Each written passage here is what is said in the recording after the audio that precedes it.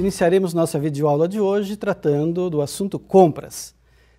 A respeito das compras, nós vamos estudar alguns temas bem pontuais, como a questão da padronização, o sistema de registro de preços, as suas vantagens e desvantagens e também a questão do carona.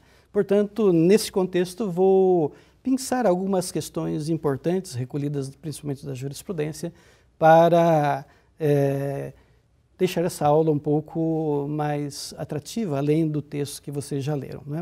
O próprio artigo 14, quando trata das compras, ele enfaticamente determina que nenhuma compra será feita sem adequada caracterização do objeto. Quanto a isso, já falamos inúmeras vezes, não foi mesmo?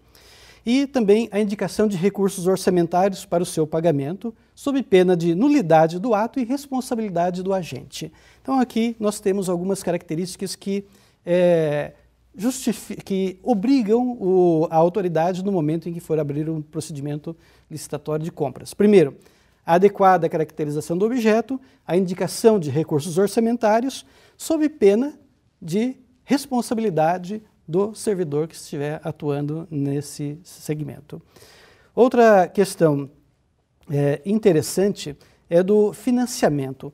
Normalmente, quando a administração elabora um procedimento licitatório e espera um financiamento, nós não vamos ter aí os recursos necessários e disponíveis, não é? Será possível, nesse caso, que a licitação compreenda não só as características do objeto, mas ela também pode tratar, no âmbito do processo licitatório, das condições de financiamento daquela compra ou daquele determinado investimento. Nesse caso, de obter financiamento externo, compete, portanto, aos interessados, aos licitantes, melhor dizendo, né, formular propostas para que a administração possa entender qual delas será a mais vantajosa, né, sob o ângulo de cumprir os objetivos descritos na compra e também as condições de pagamento. Portanto, nós temos essa situação de financiamento de um determinado procedimento licitatório. Claro que isso demanda mais discussão, mas em síntese eu quis levantar esse tema porque é bastante importante. A respeito desse tema, nós temos uma pergunta de um colega de vocês que nos indaga sobre a questão da liberação de recursos no procedimento licitatório. Vamos ouvi-lo.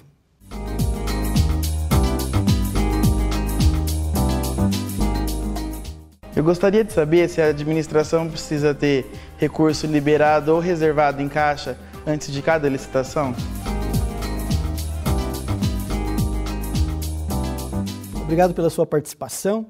A pergunta é muito importante em razão de divergências que encontramos principalmente na doutrina. A resposta primeiro é não, né? No caso de licitação, admite-se que haja tão somente a previsão de recursos, como o próprio artigo da lei estabelece, né?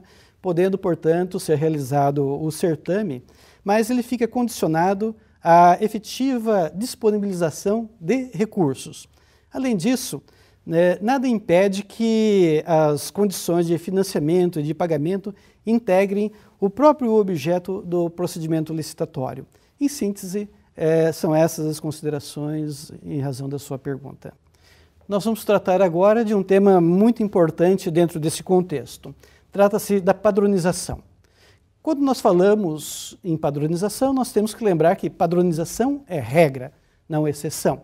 E a padronização deve ser determinada pela autoridade superior, a autoridade que ocupar o maior cargo no âmbito hierárquico. Porque é essa autoridade que vai determinar a formação de uma comissão especial para determinar qual é o produto indicado para ser padronizado. Na verdade, existe aqui uma questão muito tormentosa que é o direcionamento para uma determinada marca, um determinado produto. Mas nós vamos perceber que a comissão especial designada para esse procedimento, ela vai levar em consideração vários assuntos. O primeiro deles é a redução de custos, a otimização da aplicação dos recursos financeiros, a questão da guarda desses produtos, enfim, todas estas razões justificam que a administração padronize determinada compra. Mas, como eu disse inicialmente, para padronizar determinada compra, uma comissão especial precisa determinar todas as características necessárias para individualizar e identificar o objeto a ser padronizado. Na verdade, é perfeitamente possível que essa padronização conclua pela seleção de um objeto que possa ser prestado por um único fornecedor, e nesse caso torna, portanto, inviável a competição. Nessa situação de escolher um único objeto como viável, não ocorrerá nenhum vício nessa hipótese, desde que a padronização tenha sido conduzida de modo adequado, ou seja, com observância das formalidades e respeitados também os princípios que regem o procedimento licitatório, o procedimento de escolha do melhor objeto para a administração pública. Mas a padronização, na verdade, é a última etapa de um procedimento complexo. Esse procedimento complexo, como disse, é levado a cabo por uma comissão especial para avaliar o cabimento ou não da padronização e as demais providências necessárias para apurar a melhor solução nesse sentido. Portanto, quando falamos em compras, nós temos que pensar na padronização. Entretanto, não obstante tenha sido feita a escolha através de uma comissão especial, a padronização normalmente ela pode resultar na seleção de um produto identificável no mercado, em razão de uma determinada marca. Esse resultado dessa escolha da administração por padronizar e escolher uma determinada marca, na verdade, ela não gera nenhum problema para a administração, porque essa escolha ela foi uma escolha técnica. Nós falamos que só existe uma ilicitude quando essa escolha for arbitrária. Vou comprar, por exemplo, um veículo para o diretor. Não é? Eu quero comprar aquele veículo, aquela marca e aquele modelo. Não é? Enfim, quando subjetivamente eu escolho, aí eu estou direcionando. Mas no caso da padronização é diferente. A padronização pode escolher até uma determinada marca, não é? Que nesse caso, por razões de ordem técnica e de interesse da própria administração, nós falamos que não é uma escolha arbitrária, é uma escolha fundada em critérios objetivos. Portanto, em síntese, podemos dizer que, no caso da padronização, a marca é tão somente o meio pelo qual aquele objeto vai ser individualizado. E a marca é admissível para fins de padronização e, claro, desde que essa escolha tenha sido feita por razões de ordem técnica, como já mencionei aqui nessa aula. Não é? Vamos ouvir agora mais um questionamento a respeito desse assunto, formulado por um cursista. Vamos ouvi-lo.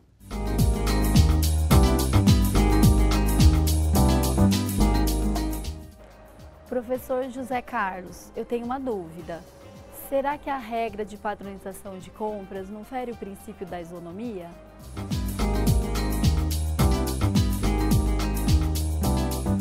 Olá, obrigado pela sua pergunta. E a questão da padronização realmente causa muita perplexidade, não é? Nós vamos encontrar posições da doutrina de forma equivocadas, posições não consolidadas na jurisprudência, mas exatamente em razão da forma em que se realiza essa padronização. Porque quando falamos realmente em padronização, nós estamos, de uma certa forma, ofendendo o princípio da isonomia, mas de uma certa forma. Não é? Vamos explicar aqui a resposta à sua pergunta. Então, na resposta da sua pergunta, eu diria, primeiro, existe ofensa ao princípio da isonomia? Eu falava não. Né? E vou explicar agora o porquê do não, contrariando o que eu disse agora há pouco. Bom, não por quê? A padronização tem como objetivo a racionalização das atividades da administração pública, né? Mediante redução de custos, otimização da aplicação dos recursos E ao selecionar esses bens semelhantes àqueles que já são utilizados no nosso dia a dia, e que já integram o patrimônio da administração, elimina-se, na verdade, a possibilidade de variação de qualidade, né, entre esses produtos, bem como diferenças de utilização e de conservação. Portanto, poderia dizer o seguinte, que além dessas razões que eu acabei de expor, por conhecer as características técnicas da prestação, o ente administrativo, na verdade, economiza tempo, e muito tempo, porque não há necessidade de longos exames para selecionar aquele produto, aquela preocupação em descrever de forma pormenorizada aquele objeto, não é? Porque toda esta atividade demanda tempo, demanda recursos e, na maioria das vezes, a administração deixa de comprar o melhor por falta de esclarecimentos técnicos a respeito. Por que esta regra não ofende o princípio da isonomia? Não é? É que ela é realizada de forma justificada, ou seja, a administração ela escolhe padronizar aquele produto porque ele atende todas as exigências da administração. Na verdade, a padronização ela se justifica, né? E ela se justifica decorrente de um processo específico. A padronização se justifica porque é o momento em que uma comissão especial vai estabelecer quais são efetivamente todas as qualidades, as exigências de um determinado produto e a partir ou de um determinado serviço. Depois de todas essas especificações, como eu disse anteriormente, pode surgir realmente a indicação de uma marca, não é? Mas isso também não ofende o princípio da igualdade e da isonomia. Por quê? Mais uma vez, essa escolha foi feita de forma criteriosa, objetiva, levando-se em consideração todos aqueles requisitos que a administração pública precisa. Portanto, preenchidos esses requisitos, nós falamos que não existe ofensa ao princípio da isonomia, porque a administração, com a padronização, consegue identificar aquele produto que realmente é o ideal para a sua atividade. E se lhe é o ideal, a administração pode comprar apenas aquele produto, mesmo que seja de uma determinada marca. Claro que isso tem uma série de repercussões, não é? Que estão lá descritas no texto. Mas, em síntese, é isso. A padronização, em regra, não ofende o princípio da isonomia se for realizada de forma como a lei determina, ou seja, utilizando critérios objetivos.